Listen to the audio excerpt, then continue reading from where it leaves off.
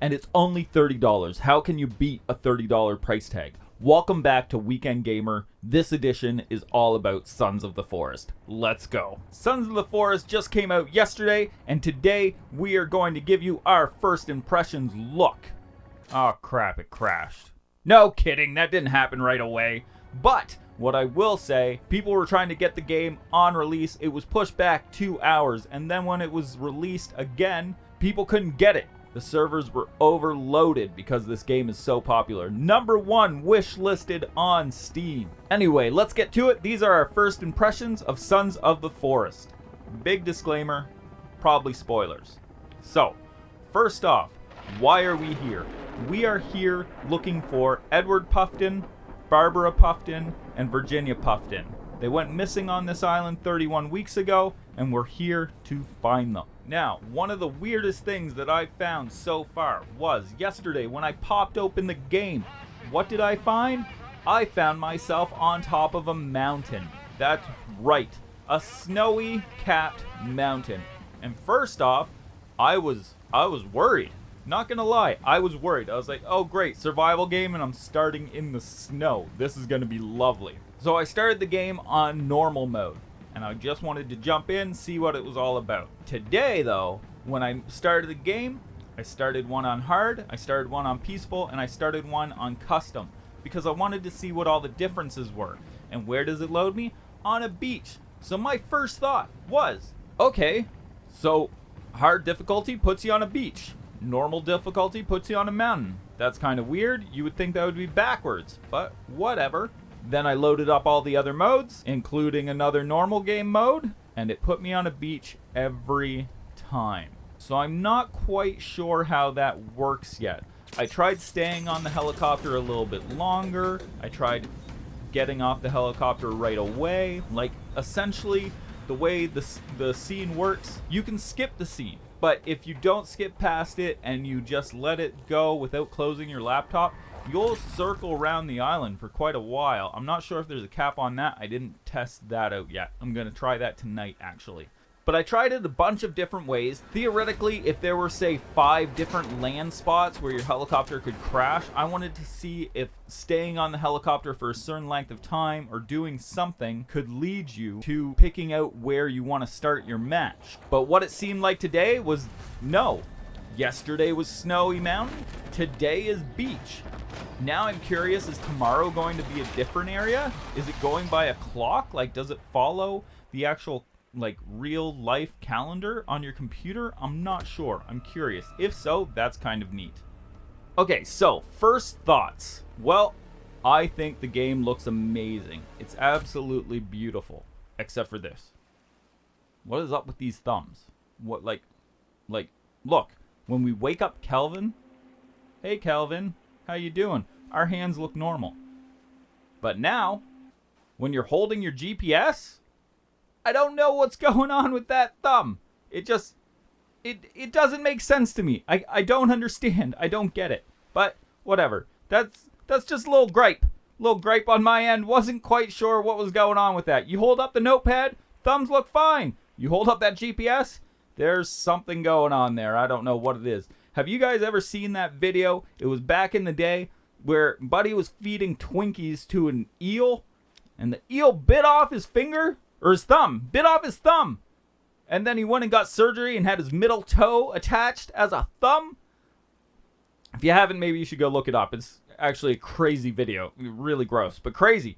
But that's what I see here. That's what I see. When I look at that GPS, I see a middle toe for a thumb. That's all I can see now. It's stuck in my head. And now it's going to be stuck in your head too. I'm sorry. So we're doing a bunch of other videos that are going to be videos like how to start the game with maximum supplies, how to max out your strength right off the start. We're going to come out with videos as to where to find items like the rebreather, the pistol, etc. Little hint there. In the intro, it shows you where the pistol is. We're going to throw out a couple Let's Plays as well, I believe. Quick little tips like how to pull your bag out rather than throwing down all of your inventory every single time, which, by the way, seems to bug out the game a little bit. I did have a couple crashes here and there. A lot of those crashes, I think, partially were due with me screen recording as well as playing the game on maximum settings. But we did hear on some of the forums and stuff that quite a few people are having issues with frames and the game crashing and so on. So if I wasn't recording, I'm not sure if my game would be crashing or not. I feel like it wouldn't be, but maybe it would. Who knows? So one of the great things that I see here is right away I noticed how it keeps your paths that you walk through the snow for quite a while. I was really surprised and actually impressed with how long it goes. And then you can see here too, on the tarp, let's say, where the sun would be more attracted to, it looks like it seems to melt the snow quicker if the snow's on top of it. All in all, I think it's a really beautiful game. It's not the highest end of graphics and everything, but it's still really gorgeous. So I tried to change the settings in the game to go through every different type of setting there was, from low to ultra, and then I also changed up a couple other things, like texture resolution didn't change when you change between ultra low and ultra. So you had to change that yourself. So after going through all the settings, then I went and I changed the texture quality as well. I really didn't find too much of a difference. Little differences here and there. Like Kelvin's name tag was blurry in the ultra low, but was crisp in, I believe, normal and up. I had my draw distance on max the entire time as well, so I didn't really see too many differences. Mind you, in the actual forest, you might see more differences than you do on the mountaintop. I think that might have been one of my issues. And this here was a glitch when I finally put it back to ultra settings. It turned all of the first textured layer of snow black, and then the game crashed. I think I just changed it up a couple too many times. Now, one of the funniest things that I noticed in the game right away is one, this was when Kelvin got a pet fish and he didn't want to let it go. And then just when you ask Kelvin to drop things in a specific area, just the way he drops them, like this. Now, obviously, I tried to, well, let's just say I tried to finish Kelvin to see what would happen. I tossed a grenade his way. Unfortunately, the game crashed on that one, and I lost my video file of doing it, but he kind of flew off the mountain, which was kind of funny, but then he was stuck here. And then I rezzed him, because when you first hurt Kelvin, he falls to the ground and he needs first aid. And if you don't help him, he will eventually get up himself.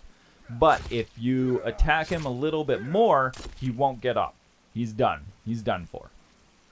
And obviously, I did try to see if I could remove his limbs and stuff, like you can the cannibals, and that did not work.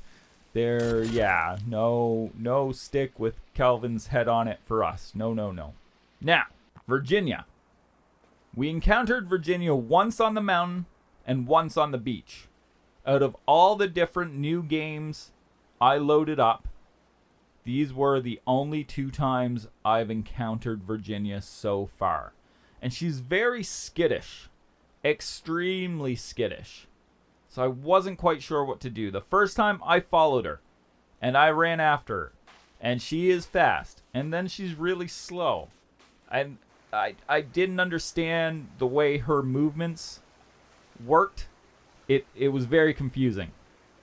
But she did warn us about cannibals and stuff in the woods. So that was pretty interesting. But we did not befriend her by any means yet. I don't know how that works yet. That's gonna be in a later video. Now, for the most part, too, the cannibals and stuff didn't seem to try to attack us or anything right away. Whereas our first adventure into a cave and running into mutants, they attacked us immediately. No hesitation, no questions asked. They were on us. And there also appears to be different levels of cannibals. There's the ones without the masks and the armor. kind of look like scavengers. They do the crazy running around all over the place. And then there's the higher tier, I guess, cannibals. And they seem to be more aggressive later on in the game. But they seem to be more aggressive even in the beginning. But they still didn't attack us. They just tried to spook us. Whereas the other ones just seemed like they were a little curious as to who we are and so on. Now, we did make it to 50 days. And we're going to make it to 100 days, and those videos are going to come out later. The presence of enemies increases greatly after about 12 days, I noticed. And then it doesn't seem to spike again until about 40 days, I want to say. Which is actually pretty crazy, and there's a lot of them. They just spawn in, and they get more aggressive as well. So you got to be wary. But we've got more tips in another video. But I'll just tell you, it seems like for the most part, you're safe from them if you go into the water. But in the water, you're not safe from the sharks. That's right. Sharks. Big, giant, great white sharks. So we tested out a couple different ways of dying. So one thing that I thought was really peculiar was I randomly died by falling off this cliff. And I woke up in a cannibal camp. And I remember that in the first forest happening as well. But it seemed to happen. I remember it happening. Like, it would make sense if I was fighting a cannibal. And then I woke up in a cannibal camp. But I just fell off this cliff. Woke up in a cannibal camp. Now, when the cannibals killed me, the second time around, I was dead. So I think you only get kidnapped once. And then you're dead if you die after that again. I had one run through where a mutant killed me. And I woke up not far from where they killed me in some sort of sack.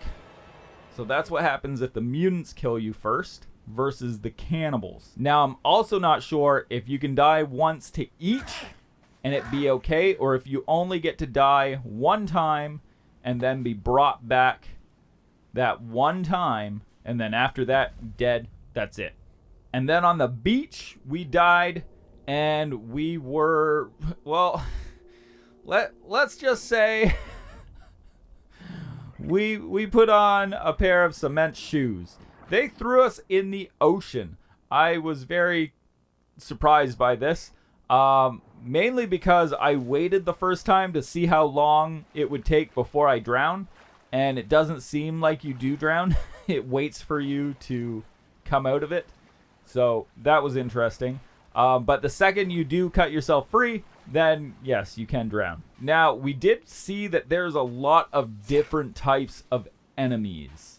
One of them is these red guys. I thought they were interesting. I didn't even mess with them. They scared the crap out of me. So I'm going to wait. I'll do another video where I go and play with all these friendly fellas and see what's up. But this run around, I decided I was not going to mess with that. One of the really big things to this game is this map is giant. We climbed on top of this mountain here to give a good panoramic view to kind of see what everything looked like as well as to how big it was and everything. But the crazy part is as big as this map looks, how big this is, then you've got your tunnel systems and your underwater systems. So you've got your forest, your above land stuff, then you've got your cave systems, and then you've got your underwater systems. So essentially, the map is this big, topside, and then multiply that by 3. Because I'm pretty sure the cave and tunnel system and the underwater tunnel system is at least the same size as the topside map, or each the same size. Either way, they're all big. They're all big. And your GPS does not work in the cave system, so it's going to be real easy to get lost down there. Like, real easy. So right away yesterday, they threw out hotfix number 1. It said, hey everyone, here's a small hotfix for some issues that came up yesterday. Fixed the removing the book from the backpack, locking up the game.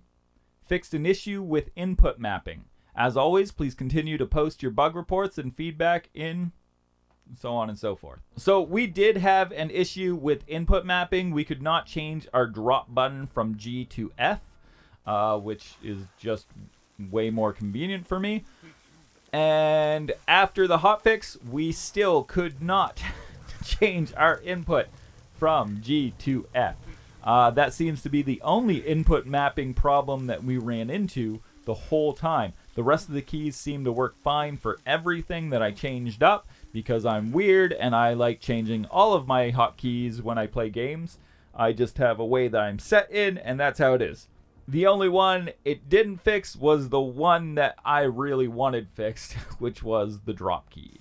As for removing the book from backpack logging up the game, I find whenever you go into your inventory in general, if you're not quickly just using the backpack, but you're using the inventory, that seems to put a lot of pressure on the game.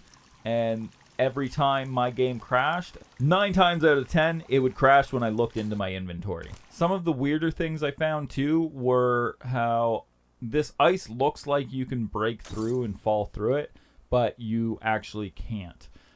We tried a grenade on it, we tried a Molotov cocktail, and nothing did anything. I was really surprised with how the flames kind of spread out over the ice as though it was trying to burn stuff down from the Molotov cocktail. Like, that on the ice was weird. But when we did throw a Molotov cocktail into the water, it didn't ignite. It kind of smashed on impact, so that was cool. And when we threw it into the trees, it did start to... It looked like it was catching the trees on fire, but it didn't do any damage to them whatsoever. So that would be a neat feature to see in the future if we could. I hit it a couple times afterwards to see if it would like come down easier or anything as well, and it didn't. The fire did seem to catch the carcass on fire, but then it didn't do anything to it. It had no effect really. Throwing limbs and stuff onto the fire turned it into bone and so on. But the firewood didn't catch on fire when you just threw it on top of the fire, and I thought that was interesting. I'd like to see some more fire effects brought into the game, and even the fire effects themselves, they're okay, but they're not great if you actually stare and watch them. Also, throwing grenades at trees chops them right down. So if you really want to cut down the forest quick, pull out those grenades. So, final thoughts on the game. I think it looks really nice. The game is crashing a lot, but keep in mind it is early access. I feel like they still have a lot of work to do. They plan on early access ending between 6 to 8 months, and they didn't want to delay the game anymore, so that's why they decided to put it in early access.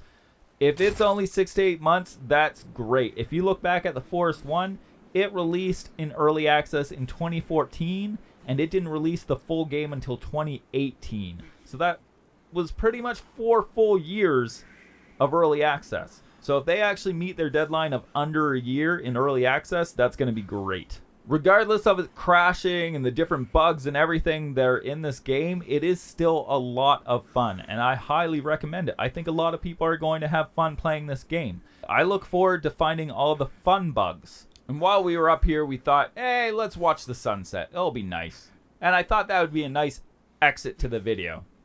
So be sure to let us know what you think of the game so far, if you started playing it already, if you got it day 1, if you had any issues downloading it because Steam servers were down, if you're waiting to get it, if you're getting it in the future, anything. Just hit us up in the comments. We love to talk. Let us know what you think. We would like to know what your guys' first impressions were as well. I'm sure there's a lot of things in this game that you guys are seeing that I haven't even come across yet. Like I said, we're going to do a lot more videos, and we're going to go and explore this game to the fullest. We're going to put out tips and tricks videos. We're going to put out how to survive videos. We're going to do Let's Plays. There's going to be all kinds. Don't forget, Sons of the Forest is up to 8-player multiplayer. If you want, we'll put the link to our Discord in the comments, and you can join the Discord if you're looking for people to play with. So hopefully we'll see you guys in those other videos. Until then, thanks for watching. Hit that subscribe, and we'll see you next time.